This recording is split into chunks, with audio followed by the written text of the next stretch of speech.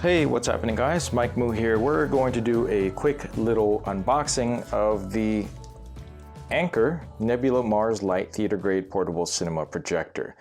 This has about 300 lumens, ANSI lumens, and it's going to be good for portability because it has a built-in battery pack. Not so great for an all-in-one functional unit because unlike the full-on Mars, this does not have a great Android operating system that allows you to play stuff from the web. So it has no wireless capabilities such as opening up an app, playing Netflix, etc. But it has the regular inputs, and apparently it also supports Miracast.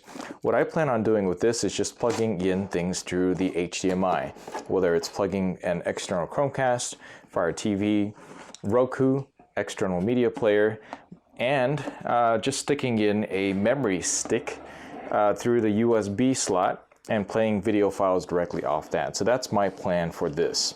So this is actually a fairly hefty unit, and mostly because of the heavy battery pack that's in there. So as we can see in the box, it's pretty nice and clean.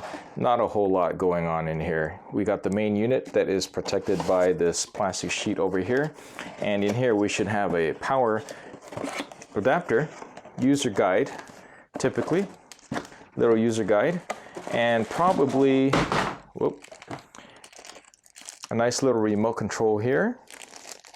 We have the power cord standard 8 style, and of course the power adapter, the AC wall power adapter. This is rated at 19 volts and 3 amps, pretty typical of something that would be on a laptop computer. And this will plug into the wall. There is no DC to DC adapter because you already have a built-in battery pack in there.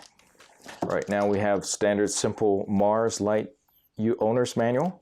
Very, very simple. And actually the main unit itself. This is actually pretty well cushioned in here. Really something that you want to see whenever you get a product from someone is that they took care in the packaging and also the actual protective packaging as well inside here. Now I got this off of Amazon.com, and I'm really hoping that this will work out for my intended purposes, which is just basically take it around the house and be able to play videos on the go with minimal fuss and minimal setup.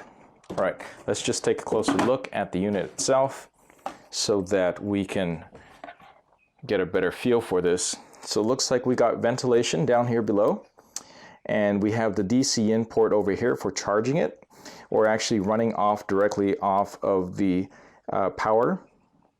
HDMI input, this is a full-size HDMI. We got the USB, which is how I'm going to be able to play video files off of here. I'm going to play off video files of stuff that I've recorded from TV. And then we have a simple 3.5 millimeter output jack, which is going to be important. Even though this has built-in speakers, they're not going to be that great compared to having external speakers. So that gives you that option.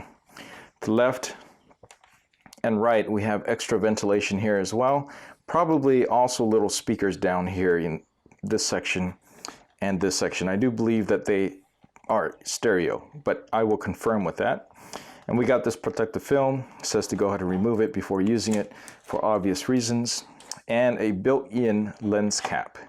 So you see there, right there. Now, a couple things you'll notice. There's a little sensor over here.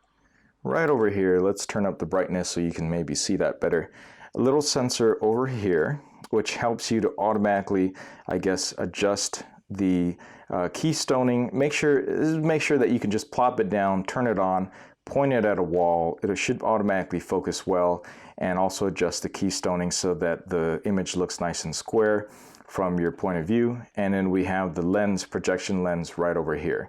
And a great way to go ahead and close it up and protect it. It's got this quasi leather strap up here. I wish that this was a little bit better quality. It looks nice right now, but years from now I can see something like this just not making it very well. So this is not going to be the most durable part. Up over here I see that we have 4 battery indicators. Keep in mind this is all just what I think these things are.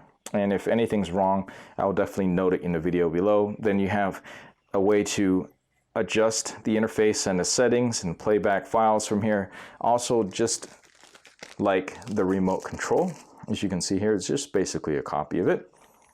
It's got Bluetooth, which I'm hoping will be able to connect to Bluetooth speakers. It's got the all needed back button and the plus and minus settings, probably for the volume for the most part, but it could be to adjust other parts such as brightness and contrast or any other parameters. We'll take a closer look at that in an upcoming section of the video or new video. Please like and subscribe if you're interested in seeing more about this unit, and we're going to put it through some tests. All right, thanks for watching. Please give this a like, subscribe for more, and I will catch you in the very next video. Thanks for watching.